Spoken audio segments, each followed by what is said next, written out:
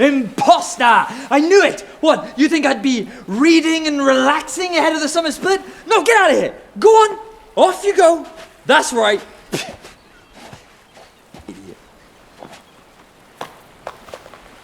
Welcome everyone to another episode of Picks to Watch. We're going to be looking at some fun and interesting champions that could be making their way into pro play. So, without further ado, let's jump right into it. Starting things off with an axe sharper than the taste of graggy ice, it's Olaf. My axe is thirsty. It's no accident that Olaf is on this list after his mid-scope update on patch 12.9. It's given him a boost in the top lane, as Cabochard recently demonstrated over in the LFL. While he's now a bit weaker in the early game, he is far more powerful later on. It's once he reaches his core items that Olaf gets to Ragnarok and roll in the name of love and thunder, as he shows no remorse for his terrified opponents who struggle to shake him off. The changes to his ultimate really allow Olaf to put the king in Viking. He is the frail lord of running opponents down, especially now that he can potentially be immune to CC infinitely while also no longer losing his bonus resistances. This makes him a pain in the axe to deal with in teamfights, as it becomes increasingly difficult to peel for your carries and shut the berserker down.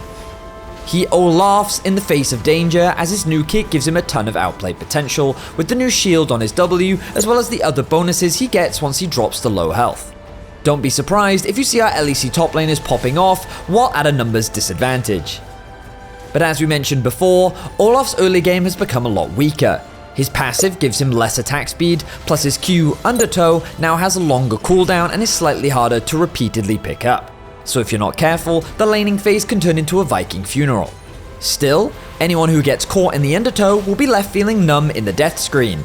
But a lot of champions are more than capable of dodging the skill shots and kiting away from Olaf to make his life extremely difficult. That's why Olaf players tend to opt for Ghost over Flash in order to help them chase their opponents down. As for his build, you won't need to understand Norse code to decipher it. Trinity Force for more damage, Stride Breaker to help stick to opponents, or Gore Drinker for more survivability are all viable mythic options and are commonly followed up by Death Stance, which is really effective on Olaf. Then for runes, Conqueror is the way to go with either Inspiration or Resolve secondary. We just had Ragnarok, now it's time to rock and stone with Taliyah. The earth calls, and I must answer. Another champion who benefited from patch 12.9, her cataclysmic changes are likely to make the Stoneweaver much stronger in competitive, particularly in the jungle. Her jungle clear is faster than a rocket, and has been made even easier after buffs to her threaded volley. Plus, she now has consistent enough damage to rock your socks off thanks to the changes to her worked ground. The Earthbender scales really well and can be very tough to deal with because of her low cooldowns in the late game. And if that wasn't enough, she's able to make mobile champions crash back down to Earth, now that her unrivaled Earth stuns and her seismic shove is easier to land. Curious what the rock is cooking? Well, you'll soon find out, as Taliyah can quickly traverse the map thanks to her passive and Weaver's Wall. It can be a hard rock life for Taliyah in the early game with her more pebble-like damage and long cooldowns. On top of that, to be a proficient pond skimmer, one needs precision and aim, which can be difficult for those that can't land their skill shots. Unlike a stone, Taliyah can be very flexible with her build. Most mythic items work on her. Typically, Liandry's and Everfrost are the most common. From there, it's your usual mage itemization with the likes of Shadowflame, Zhonya's, Deathcap, Voidstaff, all being rock-solid options depending on what you need in the game. Unsurprisingly, Taliyah has a love for a variety of key stones. Phase Rush and Dark Harvest are the most common, but you can also take Electrocute, Airy, or First Strike depending on your preference. Next, it's time for everyone's favorite void alien lizard dog thing. It's Kog'Maw.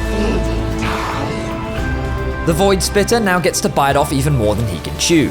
With every champion having more health, Kog'Maw gets more value out of his percentage health abilities. His shredding is incredibly powerful, but it can be a tankless task.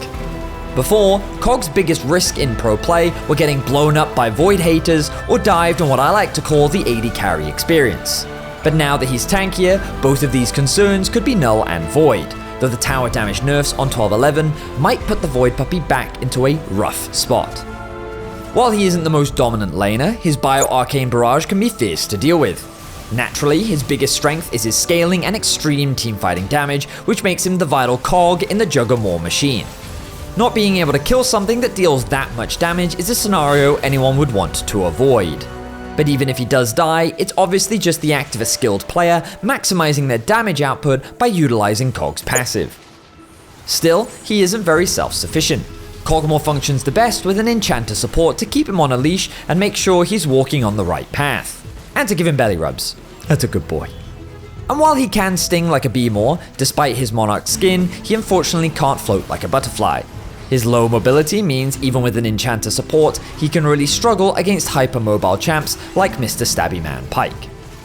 As for what makes up Kog'Maw's artillery, the main weapon in his arsenal are Guinzu's Rageblade and Runans, with Titanic Hydra being a common third.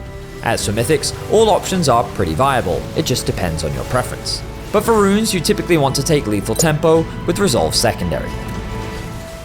Curious about our next champ? Better call the Investigator. Haha, yeah, it's Renekton. That's a joke.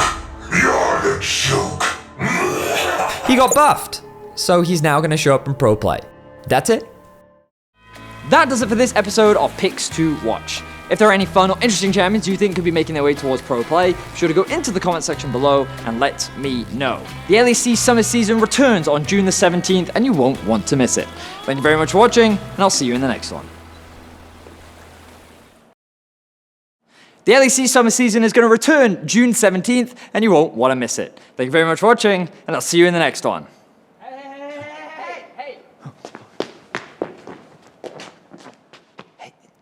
Have you guys seen a couple of Vedius around here?